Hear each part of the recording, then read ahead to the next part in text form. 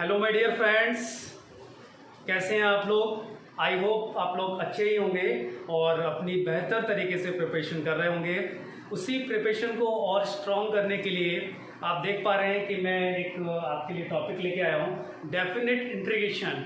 और definite integration में भी हम बात करेंगे किसकी, बेसिक कंसेप्ट्स की। मैं आपको बता दूँ, कोई भी टॉपिक हो, किसी भी सब्जेक्ट का हो, ठीक है, बेसिक कंसेप्ट बहुत ही ज़्यादा मैटर करता है। अगर आपका बेसिक स्ट्रॉन्ग है तो आपसे नंबर ऑफ इनफाइनाइट क्वेश्चंस बन जाएंगे। लेकिन अगर आपका बेसिक स्ट्रॉन्ग नहीं है तो कोई भी क्वेश्चन थोड़ा सा ट्विस्ट होके या चेंज होके आ गया तो कहीं ना कहीं आपसे वहाँ पे मिस्टेक हो जाएगी। तो मेरा मेन अप्रोच, मेन टारगेट यही है कि क्वेश्चन से ज़्यादा आपके बेसिक पे फोकस किया जाए। इस चैनल पे आप देख पा रहे होंगे कि चीज़ें, basic concepts as well as super tricks, shortcuts provide किए जा रहे हैं, ठीक है। वीडियो को लास्ट तक देखिए, यहाँ पे भी आपको बेसिक कंसेप्ट में कई सारी चीज़ें कंपटीशन से रिलेटेड मिलेंगी, ठीक है। और देखने के बाद जरूर बताइए कि आपको वीडियो कैसा लगा। लाइक, सब्सक्राइब, शेयर करना भी नहीं भूलना है, ठीक है। इसी सीरीज में हम स्टार्ट करते हैं। टॉपिक तो आपको दिख रहा है, डेफिनेट इंटीग्रेशन है, लेकिन मैं एक पॉइंट से स्टार्ट करूंगा। वो पॉइंट है हमारा इनडेफिनेट इंटीग्रेशन का। इनडेफिनेट इंटीग्रेशन में मैंने आपको फॉर्मूला बताया था, sign of integration f of x into d x is equal to, मैंने आपको बताया था f of x plus c. आप देख पा रहे होंगे ये स्मॉल एफ है, ये कैपिटल एफ है, क्योंकि यहाँ पे क्या होता है, जब हम किसी फंक्शन का इंटीग्रेशन कर रहे होते हैं तो इंटीग्रेशन करने के बाद वो फंक्शन इंक्रीज हो जाता है, मतलब वो क्वांटिटी पहले से बढ़ जाती है, ठीक है। तो कैपिटल एफ बन गया है, ठीक है। चलिए अब हम बात करेंगे इनडेफिनेट इंटीग्रेशन की। व्हाट इज इनडेफिनेट इंटीग्रेशन, पहले ये चीज़ हम आपको क्लियर कर देते हैं। तो मैं आपसे बोलता हूँ सबसे पहले कि इफ, ठीक है, f of x be a single valued function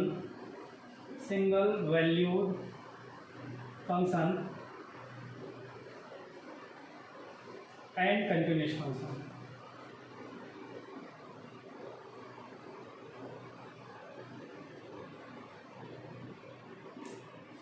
in interval a b. वापस मैं इस चीज़ को एक बार और क्लियर करता हूँ।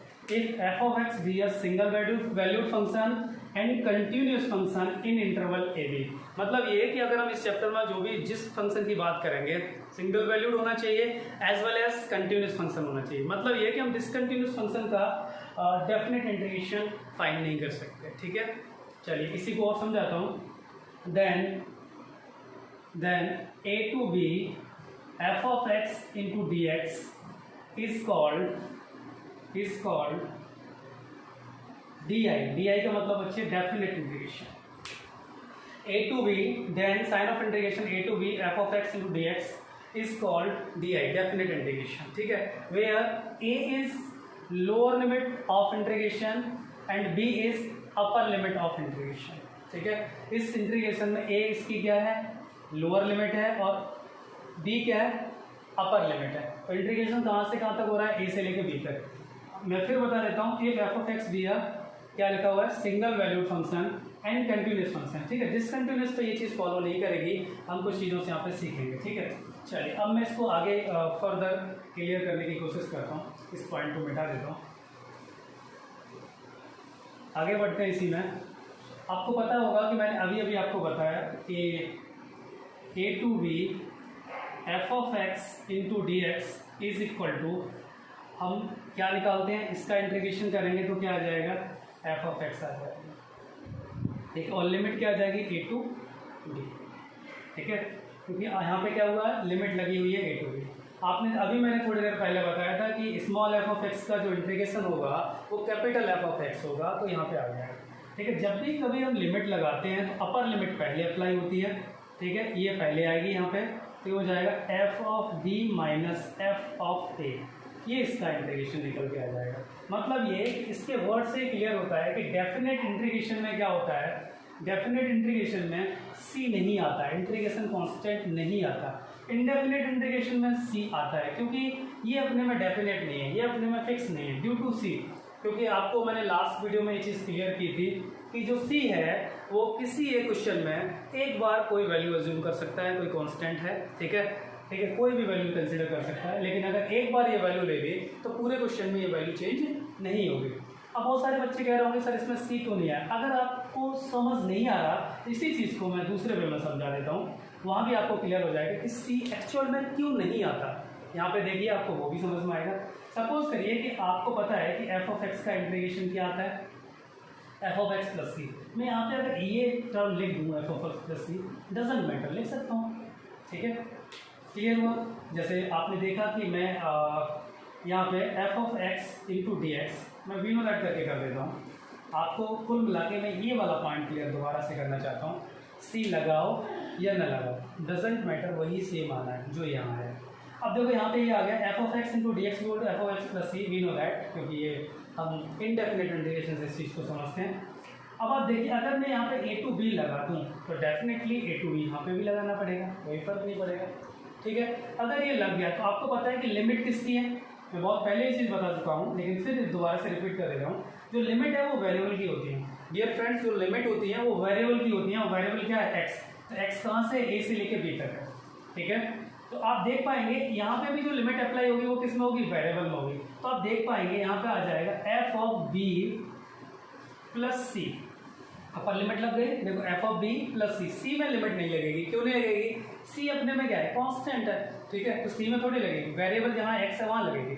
फिर क्या आता है माइनस लोअर लिमिट, तो लोअर लिमिट आपकी क्या होगी, एफ ऑफ, यहाँ पे ब्रैकेट यूज कर लीजिए, यहाँ पर आ जाएगा एफ ऑफ ए प्लस सी, इस तरीके से। तो आप देख पाएंगे कि ये हो जाएगा हमारा f of b plus c, minus से मल्टीप्लाई करेंगे तो ये एफ ऑफ ए हो जाएगा और ये माइनस का सी आ जाएगा। तो आपने वापस देखा ये टर्म इससे कैंसिल हो गई, तो finally we get F of B minus F of A. तो लास्ट में हमें क्या मिला, F of B minus F of A. मतलब यहाँ से मैंने आपको ये क्लियर किया, आपको अगर ये चीज़ डायरेक्ट नहीं समझ में आती है तो हम इसके बिहाफ पर आपने देखा कि f of x d x का जो रिजल्ट आता है, जो इंटीग्रेशन आता है वो एफ ऑफ एक्स प्लस सी होता है। अगर आपने इधर लिमिट लगा दी तो इधर भी लिमिट लगा देंगे और लिमिट लगाने के बाद वापस आंसर वही आएगा। तो आपको समझ में आया कि डेफिनेट इंटीग्रेशन में सी क्यों नहीं रहता, क्योंकि किसी भी क्वेश्चन में जब आप सी लगाएंगे तो यहाँ प्लस सी आएगी और जब लोअर लिमिट करेंगे तो माइनस सी आएगी और वो हर क्वेश्चन में क्या होगा, कैंसिल होगा।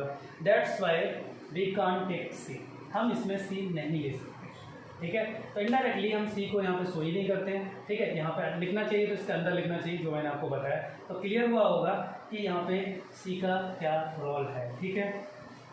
चलिए अब आगे बढ़ते हैं और इसी सीरीज में आपको एक एक चीज़ समझ में आ जाएगी कि डेफिनेट में क्या क्या होता है, किस किस तरीके से चीज़ें चलती हैं, इसका मीन क्या है, ज्योमेट्रिकल मीन क्या है, सारी चीज़ें मैं आज की क्लास में आपसे डिस्कस करने वाला हूँ, ठीक है। चलिए मैं कुछ नॉर्मल से क्वेश्चन ले लेता हूँ यहाँ पे, तो आपको और चीज़ें समझ में आएंगी, फिर हम और आगे बढ़ेंगे। क्वेश्चन नंबर 1, एक मैं बेसिक क्वेश्चन ले लेता हूँ, बिल्कुल नॉर्मल सा क्वेश्चन। मैंने कहा integration of 2x into d x, ठीक है, लिमिट 1 to 2 ले लिया, ठीक है। अब आप देख पाएंगे कि यहाँ पे आपको पता है कि इंटीग्रेशन किसके रिस्पेक्ट में हो रहा है, एक्स के रिस्पेक्ट में हो रहा है। तो 2 क्या है, कांस्टेंट है, किसके लिए, एक्स के लिए, तो 2 बाहर आ जाएगा, यहाँ पे हो जाएगा 1 to 2 एक्स डी एक्स, ठीक है। और आपको पता है कि एक्स का इंटीग्रेशन कितना होता है, ठीक है, एक्स स्क्वायर बाई 2 और लिमिट हो जाएगी 1 to 2। तो आपने देखा ये वाला 2 इससे कैंसिल हो जाएगा, कैसे हो जाएगा, आप बोलोगे सर यहाँ पे लिमिट लगी हुई है, तो आपको पता है कि 2 के लिए लिमिट है ही नहीं, लिमिट किसके लिए है, वेरिएबल के लिए, एक्स और वाई के लिए। तो 2 को बाहर निकाल लीजिए आप, तो 2y2 और यहाँ पर बचेगा एक्स स्क्वायर, ये हो जाएगा 1 to 2। तो आपने ये देखा ये टर्म इससे कैंसिल हो गया, अपर लिमिट अप्लाई होगी इसकी जगह, तो ये हो जाएगा 2 का स्क्वायर और फिर -1 का square, so we get 4 - 1 that is mean 3। तो आपने देखा आंसर क्या आ गया, 3 आ गया, ठीक है। अब मैं कुछ ऐसे क्वेश्चन बताऊंगा यहाँ पे जहाँ जिनको हम सब्स्टिट्यूशन से करते हैं, एक क्वेश्चन बोल लेते हैं, फिर हम इसके ज्योमेट्रिकल मीन की तरफ बढ़ेंगे। मैं आपको बता दूं जैसे मैंने आपको इंटीग्रेशन में ज्योमेट्रिकल मीन बताया था, वैसे ही डेफिनेट इंटीग्रेशन का अपना खुद का एक ज्योमेट्रिकल मीन होता है, वो हम डिस्कस करेंगे इस क्वेश्चन के बाद, ठीक है। चलिए एक क्वेश्चन ले लेते हैं, जैसे सपोज कीजिए मैंने क्वेश्चन लिया लिमिट 2 to 3, ठीक है, x d x upon 1 + x square, ये क्वेश्चन कंसीडर करते हैं, ठीक है। इस क्वेश्चन को मैं 2 तरीके से बताना चाहूँगा, क्योंकि नंबर 1 FM का मतलब है फर्स्ट मेथड में हम लिमिट चेंज नहीं करेंगे, सेकंड मेथड में हम लिमिट चेंज करके करेंगे। आपको दोनों चीज़ों से समझ में आना चाहिए, ठीक है। जैसे आपने लिया, आप लिमिट को कंसीडर ही मत करिए, आप लिख लीजिए x d x 1 + x square, ठीक है। अब इसका इंटीग्रेशन फाइंड कीजिए।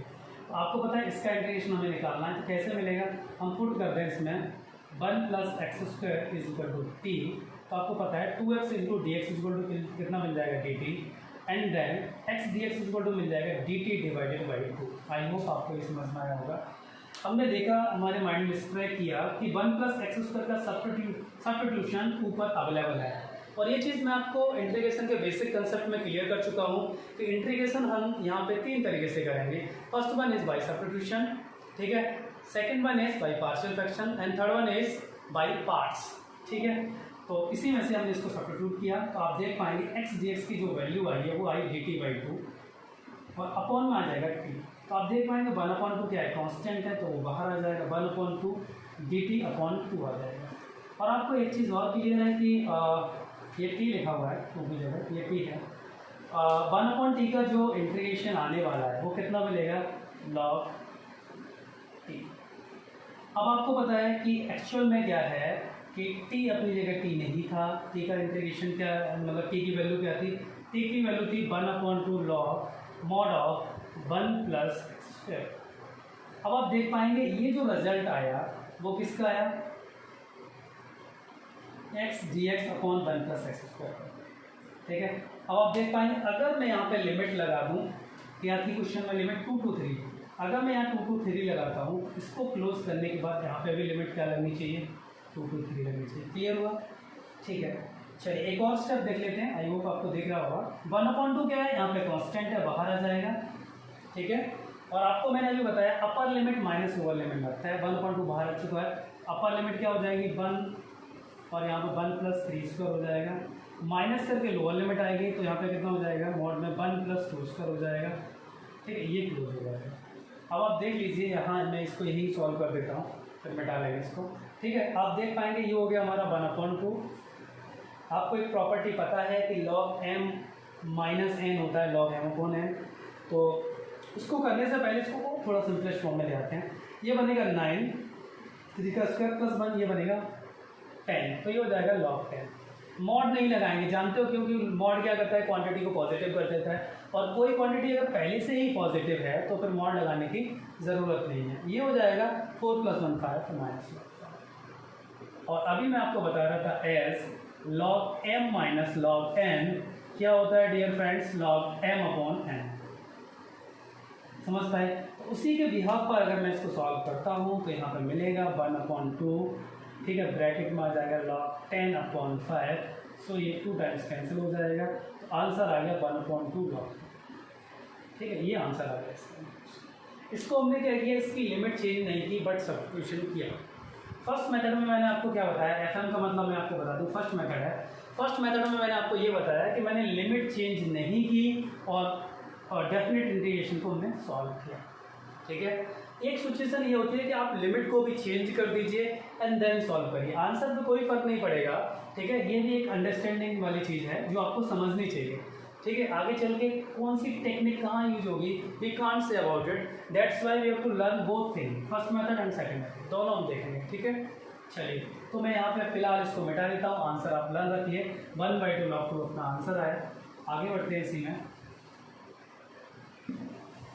आगे देखते हैं सेकंड जो मेथड रहेगा उसमें हम क्या करेंगे, हम लोग लिमिट चेंज करने वाले हैं, ठीक है। लिमिट चेंज किस तरीके से होती है उनको समझते हैं, और बहुत ही इंपॉर्टेंट पार्ट है ये हमारा अगला जो इनकमिंग चैप्टर, अगर आप देखें 12th क्लास में, तो एप्लीकेशन ऑफ इंटीग्रेशन है, वहाँ इसका बहुत बड़ा रोल है लिमिट को चेंज करने का, तो हमें सीखना चाहिए, ठीक है। आपको क्वेश्चन देखने से पता लगता है कि इसका सब्स्टिट्यूशन अवेलेबल है, मतलब ये कि वही जो आपने पहले किया, आप पुट करेंगे 1 + x² = t, so it will be 2x × dx = dt मिलेगा, x × dx मिल जाएगा dt/2, समझ पाए। अब आप देखिए आपने क्या किया, पूरे क्वेश्चन में वेरिएबल चेंज कर दिया है, x को किसके टर्म में दिखाना चाहते हैं, t के टर्म में दिखाना चाहते हैं। यहाँ पे हम क्या करेंगे, एक इंडेक्स बनाएंगे जब लिमिट चेंज करते हैं तो, ठीक है, कुछ इस तरीके से। जब आप लिमिट चेंज करेंगे तो आप देख पाएंगे पहले किसकी लिमिट थी, x की थी, अब आप क्या लाना चाहते हैं x की जगह t, तो x की लोअर लिमिट क्या थी, आप देख पा रहे हैं 2, यहाँ पे लिखा जाता है LL मतलब लोअर लिमिट, यहाँ लिखेंगे UL मतलब अपर लिमिट, ठीक है। यहाँ पे क्या लिखते हैं, वेरिएबल। ये क्या है, वेरिएबल। ठीक है, चलिए लोअर लिमिट इसकी क्या है, 2 है। तो आप देखेंगे जहाँ भी आपने पुट किया है, जहाँ भी आपने सब्स्टिट्यूशन किया है, वहाँ पे x की जगह क्या डाल दीजिए, 2 डाल दीजिए। जैसे ही आप x की जगह 2 पुट करेंगे तो कुछ आउटपुट मिलेगा। जैसे आप 2 करेंगे तो 2 जा 2 स्क्वायर कितना हो जाएगा, 4, 4 + 1 5, तो ये 5 आ गया। अब देखिए इसकी अपर लिमिट क्या है, 3। अगर आप इसकी जगह 3 पुट करते हैं तो ये 9 + 1 10 दे देगा, मतलब ये। अब क्वेश्चन में क्या होगा, अगर आप लिमिट चेंज कर रहे हैं तो t की लोअर लिमिट कितनी आई, 5, अपर लिमिट कितनी आई, 10। तो अभी मैंने बेसिक कंसेप्ट में बताया था कि जो इंटीग्रेशन होने वाला है वो कहाँ से कहाँ तक, किस इंटरवल में हो रहा है, इंटरवल में हो रहा है 5 से लेके 10 के बीच। यही मैंने आपको सिखाया। इससे पहले जो वेरिएबल था उसमें किस इंटरवल में हो रहा था, 2 से लेके 3 के बीच में हो रहा था। इंटरवल चेंज हो गया, वेरिएबल चेंज हो गया। ठीक है, तो यहाँ पे आ जाएगा 5 to 10। यहाँ पे लिखेंगे हम लोग, क्या लिखेंगे, इसकी जगह x dx की जगह क्या आने वाला है, dt डिवाइडेड बाई 2, और अपॉन में कितना आ जाएगा, t आ जाएगा। क्लियर हुआ। अच्छा, t आ गया। आपको पता है कि वेरिएबल क्या है, t, उसके लिए 2 क्या है, कांस्टेंट है, जस्ट कांस्टेंट है। इसको रिमूव कर दीजिए, हटा दीजिए, इंटीग्रेशन से बाहर कर दीजिए। ठीक है, ये हो जाएगा 5, यहाँ हो जाएगा 10, यहाँ बचेगा t by dt by t। वापस आपने देखा कुछ फिगर सिमिलर बन गया, just like previous question, previous method. ठीक है, यहाँ पे आ जाएगा 1/2, इसका इंटीग्रेशन कितना आएगा, log mod of t आने वाला है। ठीक है, और यहाँ पे हो जाएगा लिमिट 5 to 10। क्लियर हो रहा होगा, वैसी लिमिट लगा दी। इस बार हमने लिमिट को चेंज किया है। ठीक है, यहाँ पे आ जाएगा 1/2, अपर लिमिट पहले अप्लाई होती है वेरिएबल की जगह तो log 10 हो जाएगा, फिर माइनस लोअर लिमिट अप्लाई होगी तो log 5 हो जाएगा। ये हो जाएगा हमारा 1/2। ठीक है, ऊपर आएगा आपका कितना, log 10 डिवाइडेड बाई 5। ठीक है, दैट इज मीन 2 टाइम्स, ये 2 टाइम्स कैंसिल हो जाएगा। So finally we get 1/2 log 2। तो आपने देखा मैंने इस वाले तरीके से देख लिया, मतलब हमने लिमिट को भी चेंज किया। तो लिमिट चेंज करने के बाद आपने क्या देखा, आंसर सेम रहा। ठीक है, तो आप जितने भी क्वेश्चंस आएंगे आपको बिल्कुल भी नहीं डरना है। सब्स्टिट्यूशन का है तो सब्स्टिट्यूशन से करेंगे, बाई पार्ट्स का है पार्ट से करेंगे। ठीक है, और पार्शियल फ्रैक्शन का है तो हम उसको पार्शियल फ्रैक्शन से अटैम्प्ट करेंगे। बेसिक कंसेप्ट में कहीं भी कोई प्रॉब्लम नहीं आनी चाहिए। सबसे बड़ी चीज़ जहाँ हमें फोर्स करना होता है, जहाँ हमें फोकस करना होता है, वो ये कि हम यहाँ पे करें, जहाँ हम वेरिएबल चेंज कर रहे हैं वहाँ हमारा मोर फोकस होना चाहिए। ठीक है, आपका पूरा कंसंट्रेशन इसी पॉइंट पर होना चाहिए कि x की लोअर लिमिट क्या है, अपर लिमिट क्या है, और फिर t की लोअर लिमिट क्या है और अपर की लिमिट क्या है। ठीक है, क्लियर हुआ। चलिए अब अगले पॉइंट पे चलते हैं। नेक्स्ट पॉइंट जो है वो हमारा ये है, geometrical mean of definite integration. मैं यहाँ लिख देता हूँ स्टार बना के, geometrical mean of d i. Dear friend, short में लिख दिया मैंने डी आई। डी आई का मतलब डेफिनेट इंटीग्रेशन। ठीक है, ज्योमेट्रिकल मीन हम इसका समझेंगे। ज्योमेट्रिकल मीन का मतलब आपको समझ में आना चाहिए क्या होता है। सिंपली होता है, सिंपली हम यहाँ पे लिख देंगे अलजेब्राइक सम